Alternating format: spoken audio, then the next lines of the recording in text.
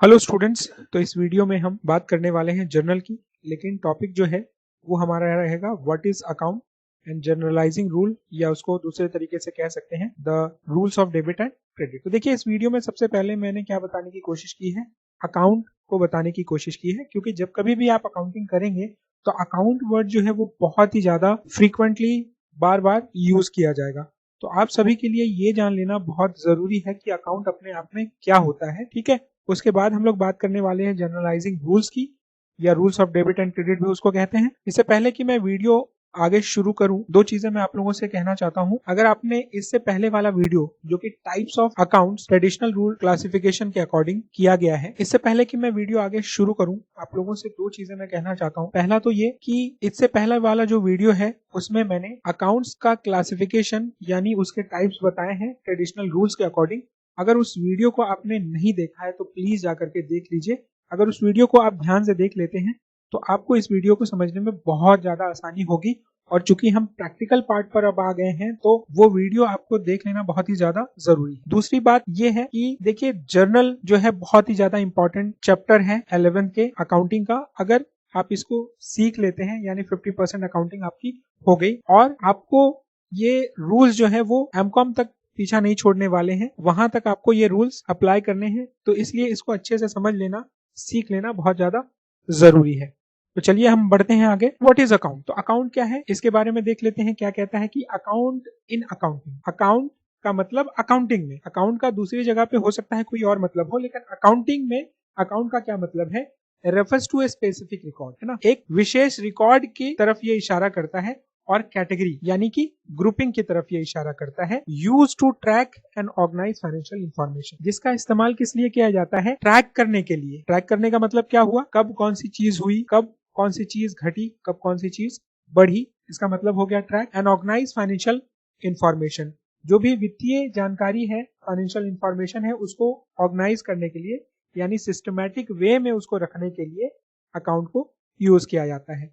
तो सिंपली अगर कहें तो क्या है, ये एक स्पेसिफिक रिकॉर्ड है जिसको फाइनेंशियल इंफॉर्मेशन ट्रैक करने के लिए यूज किया जाता है। दूसरा डेफिनेशन अगर हम लोग देखें तो क्या कहता है कि account refers to a summary where identical transactions और same type of transactions are recorded in a systematic manner. तो अकाउंट किस ओर इशारा करता है? एक समरी की तरफ। वेयर आइडेंटिकल ट्रांजेक्शंस और सेम टाइप ऑफ ट्रांजेक्शंस, जहां पर क्या होता है कि आइडेंटिकल यानी एकदम एक जैसे और सेम टाइप के जो ट्रांजेक्शन है उनको रिकॉर्ड किया जाता है एक सिस्टमैटिक तरीके में। यानी सिस्टमैटिक तरीके का मतलब यहाँ पर क्या हुआ?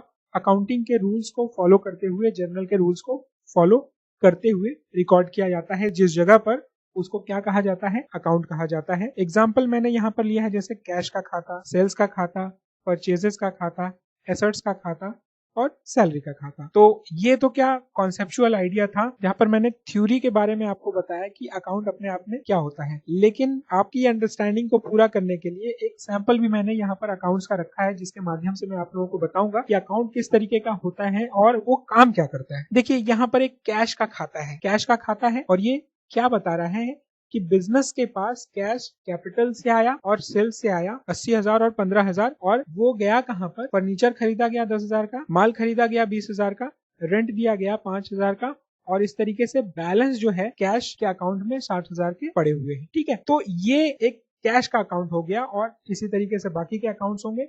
लेकिन रिकॉर्डिंग उसमें किस तरीके से की जाएगी? इसी तरीके से की जाएगी। लेकिन ये एक लेजर है, ये एक समरी है, इससे पहले जर्नल होगा जिसके बारे में हम लोग यहाँ पर बात करने वाले हैं। ठीक है, तो ये एक सैंपल है। जो लेफ्ट हैंड पोर्शन है इसका, यानी कैपिटल और सेल्स को जिस पोर्शन में लिखा है डेट, कैपिटल और अमाउंट, ये तीन कॉलम मिला करके लेफ्ट हैंड साइड हो गए और इसको डेबिट कहा जाता है। और राइट हैंड साइड में आपका डेट, फर्नीचर और अमाउंट जो लिखा हुआ है, ये तीन कॉलम मिला करके राइट हैंड साइड बनाते हैं और इसको क्रेडिट कहा जाता है। तो ये हो गया एक एग्जाम्पल, एक फॉर्मेट या एक सैंपल अकाउंट्स का, और इसी को बार बार हम लोग रेफर करने वाले हैं आगे चलकर। तो आई होप कि अकाउंट आपका क्लियर होगा। चलिए अब हम लोग अपने जर्नल के रूल पर आते हैं। तो इससे पहले वाले वीडियो में मैंने ऑलरेडी आप लोगों को बताया था कि ट्रेडिशनल क्लासिफिकेशन में तीन टाइप के अकाउंट होते हैं। ठीक है, पर्सनल, रियल एंड नॉमिनल। तो अभी मैं बात करने वाला हूँ पर्सनल अकाउंट की, और पर्सनल अकाउंट के भी अपने तीन वेरिएंट होते हैं। पहला होता है नेचुरल पर्सनल अकाउंट, दूसरा होता है आपका आर्टिफिशियल पर्सनल अकाउंट,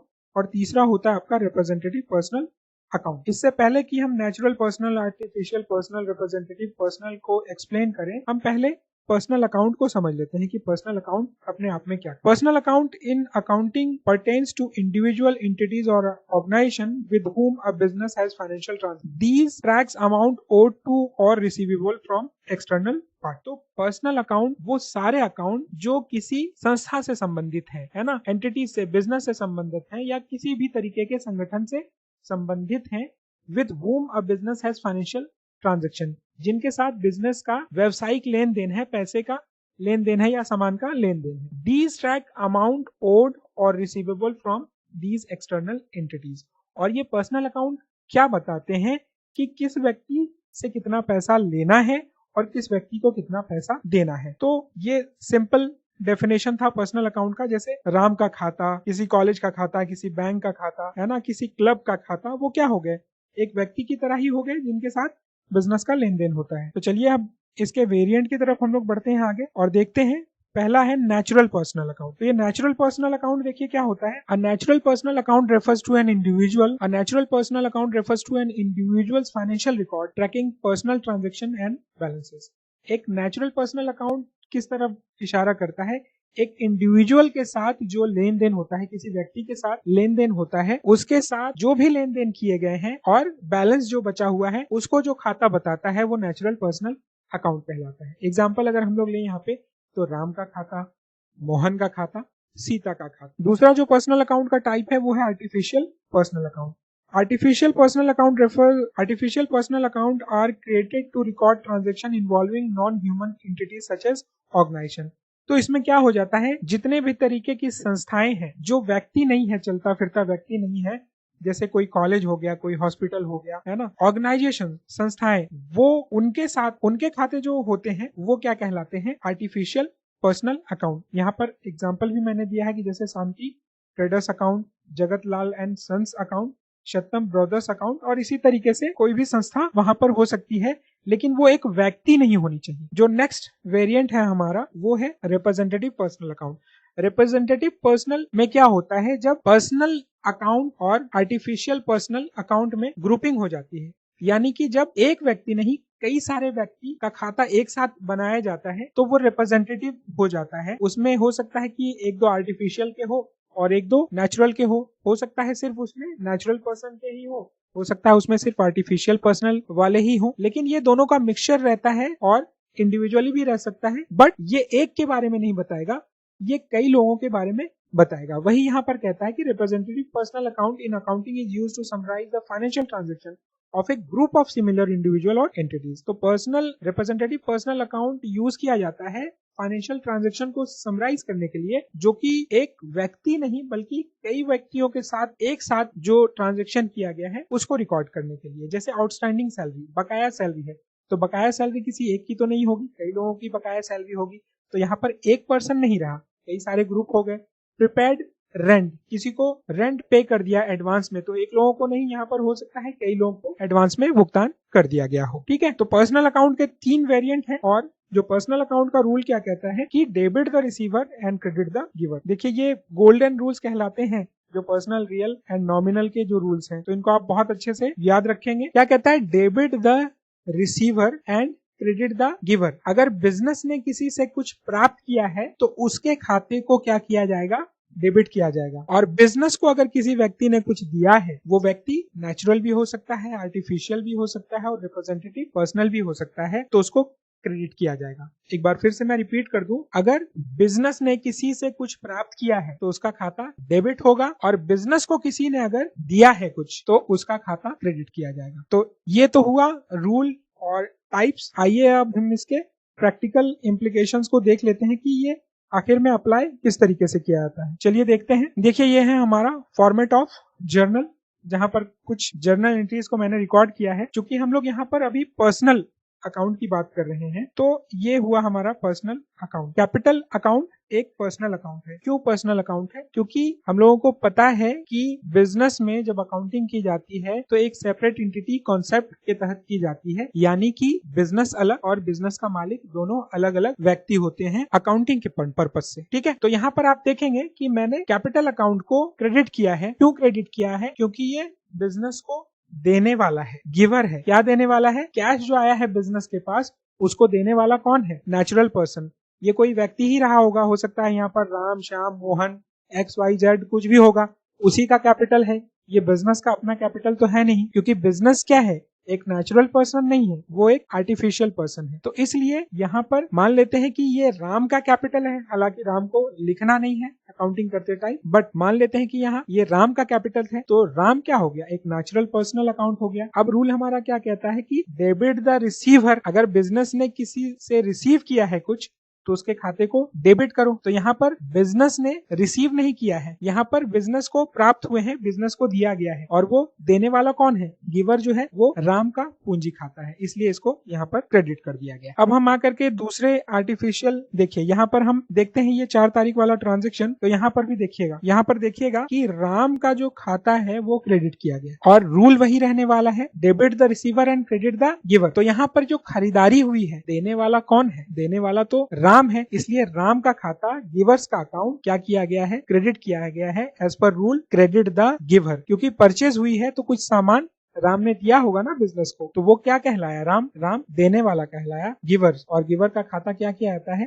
क्रेडिट किया जाता है। हम आगे बढ़ते हैं और देखते हैं कुछ एक और एग्जाम्पल। यहाँ पर रिप्रेजेंटेटिव का एग्जाम्पल भी हम यहाँ पर देख लेते हैं। देखिए ये रहा रिप्रेजेंटेटिव का एग्जाम्पल। तो यहाँ पर रिप्रेजेंटेटिव पर्सनल है अकाउंट, और उसको क्या किया गया है? क्रेडिट किया गया है as per rule credit the giver.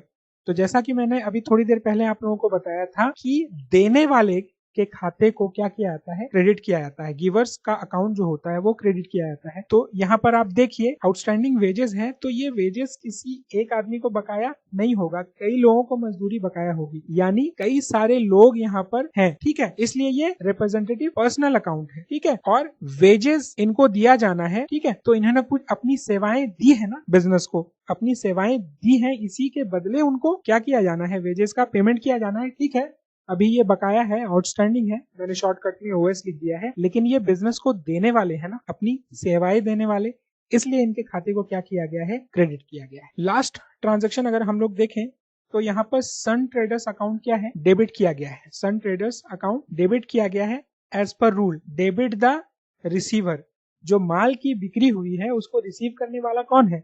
Sun traders है, इसलिए डेबिट द रिसीवर के रूल को फॉलो करते हुए यहाँ पर सन ट्रेडर्स का खाता डेबिट किया गया है 12,000 रुपए। तो आई होप कि आपको अंडरस्टैंडिंग अब आनी शुरू हुई होगी कि गिवर क्या होता है, रिसीवर क्या होता है, और रूल को फॉलो करते हुए हम लोग किस तरीके से डेबिट या क्रेडिट करते हैं उनको, ठीक है। पर्सनल अकाउंट के बाद जो हमारा अगला वेरिएंट है वो है रियल अकाउंट। रियल अकाउंट का डेफिनेशन क्या कहता है कि a real account refers to the accounts related to asset of an organization. These account track changes in the assets over time, increase और decrease and the current balance. तो real account क्या होते हैं? Business के पास जो संपत्तियां हो, business के पास जो संपत्तियां होती हैं उनसे संबंधित जो खाते होते हैं वो क्या कहलाते हैं? रियल अकाउंट कहलाते हैं। और इन अकाउंट्स का काम क्या होता है? ये आगे कहता है कि these account track changes in the assets over time, और इन संपत्तियों में हुए चेंजेस को ये खाते बताते हैं, जैसे वो संपत्ति कितनी बढ़ी, कितनी घटी, और करंट में उसका क्या बैलेंस है, ठीक है। अब अगर रियल अकाउंट में हम आए तो इसके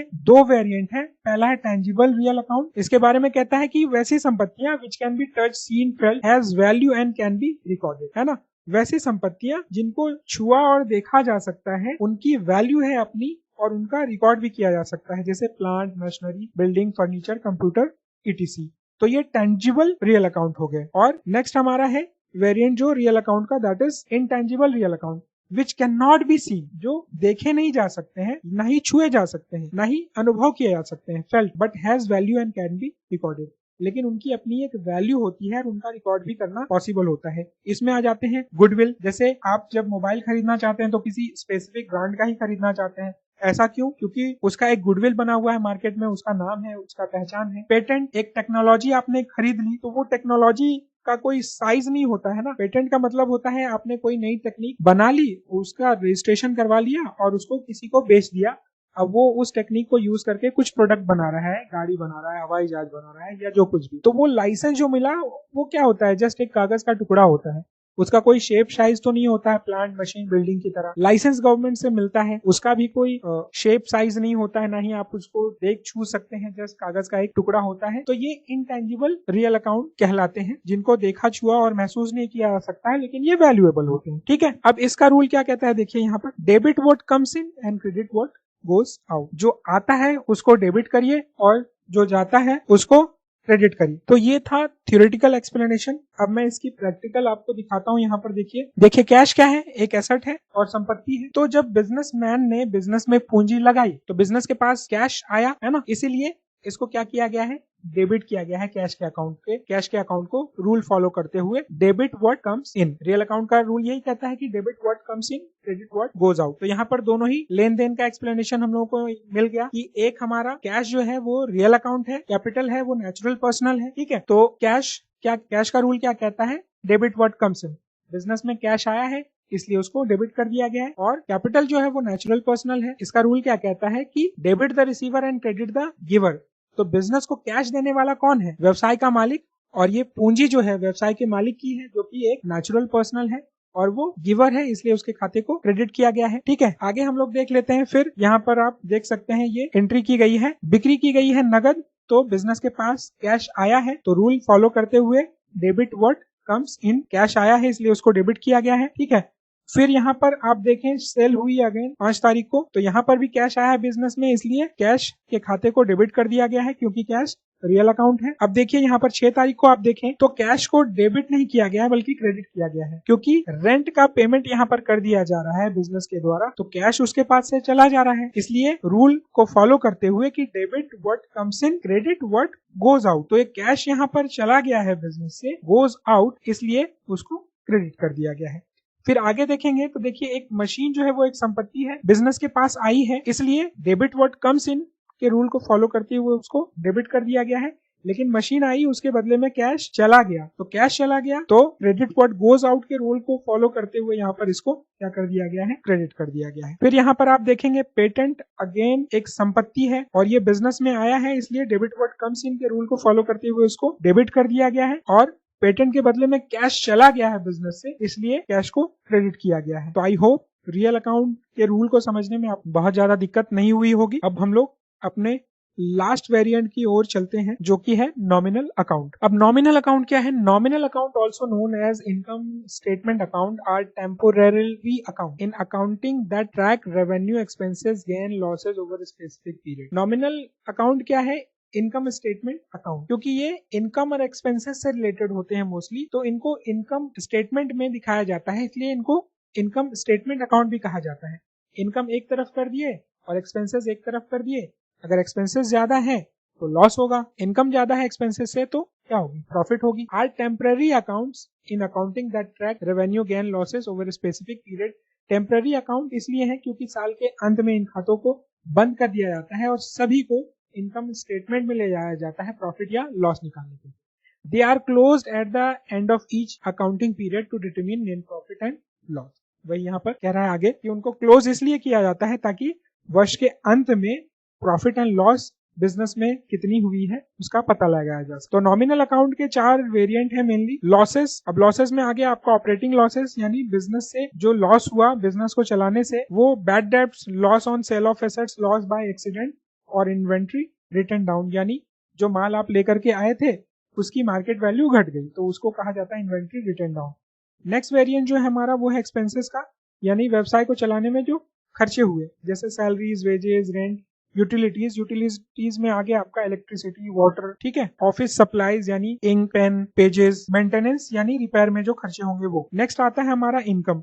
अब इनकम में क्या आता है, वैसी प्राप्तियां जो कि होते रहती हैं बिजनेस में, जैसे sales, interest, commission, discount receive, rental income और डिविडेंड। नेक्स्ट हमारा आ जाता है गेन्स। गेन्स का क्या है, sale of assets, rebate, gift, litigation, proceed, insurance, claim. तो इनकम और गेन्स में फर्क ये है कि इनकम लगातार या फिर थोड़े थोड़े टाइम पर होते ही रहते हैं, आते ही रहते हैं बिजनेस में, जैसे सेल्स हो गया, इंटरेस्ट हो गया, कमीशन हो गया। लेकिन गेन्स क्या है, लगातार नहीं आते हैं, उनका टाइमिंग भी फिक्स नहीं रहता है इनकम की तरह। इनकम का टाइमिंग फिक्स रहता है लेकिन गेन का टाइमिंग फिक्स नहीं रहता है, ये कब होंगे। जैसे पुरानी संपत्ति बेच दी, अब कब बेचेंगे पहले से डिसाइडेड नहीं होगा, कहीं पर कुछ छूट मिल गई अचानक से, कहीं से कोई गिफ्ट आ गया, लिटिगेशन हो गया यानी मुकदमा चल रहा था उसमें से जीत हो गई, वहां से पैसे प्राप्त हो गए। हो सकता है किसी सामान का नुकसान हो गया था, इंश्योरेंस कंपनी ने कुछ उस क्लेम के अगेंस्ट पैसे दे दिए, तो वो फिक्स नहीं होता यहाँ पर टाइमिंग, इसलिए इनको गेन्स कहा जाता है। तो नॉमिनल अकाउंट्स के 4 वेरिएंट है, losses, expenses, income and gains. और इसका रूल क्या कहता है, debit all losses and expenses and credit all incomes and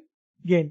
जितने भी लॉस और एक्सपेंस है उनको डेबिट कर दीजिए और इनकम एंड गेन है उनको क्रेडिट कर दीजिए। एक बार फिर से मैं दोहरा दूं कि जितने भी लॉसेस या एक्सपेंसेस हैं उनको डेबिट कर दीजिए और जो भी इनकम और गेन है उनको क्रेडिट कर दीजिए। अगेन ये थ्योरेटिकल पोर्शन हो गया, मैं प्रैक्टिकल करके इसका आपको बताता हूं, जैसे कि मैंने पर्सनल और रियल का बताया है एक्सप्लेन करके, तो आपको ज्यादा अच्छे से समझ में आएगा। तो चलिए देखते हैं। देखिए यहाँ पर परचेजेस का खाता है, ये क्या है, एक नॉमिनल अकाउंट है, क्योंकि ये क्या है, एक्सपेंस है। परचेजेस का मतलब होता है बिक्री के लिए माल खरीदना, तो ये नॉमिनल अकाउंट हो गया। और नॉमिनल का रूल क्या कहता है, debit all expenses and losses. तो ये एक्सपेंस है इसलिए हमने इसको डेबिट कर दिया। और नेक्स्ट जो आइटम है क्रेडिट किया गया है वो है हमारा टू कैश अकाउंट, और ये कैश है, रियल अकाउंट। रूल क्या कहता है कि debit what comes in, credit what goes out. तो ये बिजनेस से बाहर जा रहा है इसलिए इसको क्रेडिट कर दिया गया। देखिए नेक्स्ट ट्रांजैक्शन पर अगर हम चलते हैं तो यहाँ पर सेल्स जो है वो क्या है, इनकम है बिजनेस के लिए, सेल्स बिजनेस के लिए इनकम है और नॉमिनल अकाउंट है ये। रूल क्या कहता है कि debit all expenses and losses. तो ये एक्सपेंस भी नहीं है, लॉस भी नहीं है, यानी ये इनकम है और इनकम को क्या करते हैं हम लोग, क्रेडिट करते हैं, इसलिए टू सेल्स क्रेडिट यहाँ पर किया गया है। और बिक्री होने की वजह से कैश बिजनेस में आया है जो कि रियल अकाउंट है। और रूल क्या कहता है कि डेबिट व्हाट कम्स इन, इसलिए कैश अकाउंट को डेबिट कर दिया गया है। देखिए अब हम लोग परचेजेस पर आ जाते हैं, और परचेज यहाँ पर क्या हुआ है, उधार परचेज किए गए हैं। तो परचेज नॉमिनल अकाउंट है और ये एक्सपेंसेस की कैटेगरी में आता है, तो इसलिए as per rule debit all losses and expenses हमने परचेजेस को डेबिट कर दिया है। राम को यहाँ पर क्रेडिट किया गया है, राम को हमने यहाँ पर क्रेडिट किया है, क्यों किया है, देखिए राम क्या है, नेचुरल पर्सनल अकाउंट है। तो नेचुरल पर्सनल अकाउंट या कोई भी पर्सनल अकाउंट हो तो उसका रूल क्या कहता है, debit the receiver and credit the giver. तो यहाँ पर राम क्या है, गिवर है, देने वाला है। माल किसने दिया है, राम ने दिया है, इसलिए राम का खाता क्रेडिट किया गया। अब अगर आप आगे आए तो यहाँ पर हम देख सकते हैं कि cash account DR2 sales account है। तो कैश हम लोगों को पता है कि ये रियल अकाउंट है, ठीक है, संपत्ति है। और रूल क्या कहता है, debit what comes in, cash आया है इसलिए उसको हम लोगों ने डेबिट कर दिया है। सेल्स क्या है, इनकम है, और रूल क्या कहता है, credit all incomes and gains, इसलिए सेल्स को हम लोगों ने क्रेडिट कर दिया है। फिर अगर आप नेक्स्ट ट्रांजेक्शन पर आए तो क्या कहता है, rent account DR2 cash account. तो रेंट क्या है, एक्सपेंस है, नॉमिनल अकाउंट की कैटेगरी में आता है। तो रेंट को हम लोगों ने डेबिट किया और कैश बिजनेस से चला गया रेंट पे किए तो इसलिए रियल अकाउंट के रूल को फॉलो करते हुए क्रेडिट व्हाट गोज आउट, हमने कैश को क्रेडिट कर दिया है। आइए अब हम लोग अपने लास्ट ट्रांजेक्शन को यहाँ पर देख लेते हैं, जो की कहता है कि Sun traders account debit to sales account. तो सन ट्रेडर्स क्या है, आर्टिफिशियल पर्सनल अकाउंट है। रूल क्या कहता है कि डेबिट द रिसीवर। अब ये रिसीवर कैसे हुआ, क्योंकि माल की जो बिक्री हुई है उसको रिसीव किसने किया है, सुनील ट्रेडर्स ने किया है, वो रिसीवर हो गया माल का, इसलिए डेबिट द रिसीवर रूल को फॉलो करते हुए हमने सन ट्रेडर्स के अकाउंट को डेबिट कर दिया है। और सेल्स आपको पता है कि नॉमिनल के इनकम कैटेगरी में आता है। रूल क्या कहता है कि debit all expenses and losses, credit all incomes and gain. तो यहाँ पर क्या है, ये इनकम है, इसलिए सेल्स को क्रेडिट किया गया है। तो देखिए यहाँ पर कुछ एक सिंपल एग्जांपल दे करके मैंने आप लोगों को जो ट्रेडिशनल रूल है जर्नल एंट्रीज करने का वो समझाने की कोशिश की है। बहुत ही ब्रीफ में मैंने चीजों को समझाया है। आगे जो वीडियोस आएंगे जब मैं प्रैक्टिकल बताऊंगा तो आपको और ज्यादा अच्छे से ये चीजें समझ में आएगी। आप इन वीडियोस को रिपीटेडली देखें, बार बार देखें, तो बहुत सारे कॉन्सेप्ट आपके धीरे धीरे क्लियर होते जाएंगे और आपको फिर कॉन्फिडेंस आ जाएगा और आप अकाउंटिंग बहुत अच्छे से कर पाएंगे। आई होप कि आप बहुत सारी चीजें इस वीडियो से सीखे होंगे जो कि आप अप्लाई करेंगे। अगर आपका कोई डाउट हो तो आप कमेंट में लिख सकते हैं। वीडियो अच्छा लगा तो लाइक, सब्सक्राइब एंड शेयर जरूर कर दीजिएगा। Thank you very much.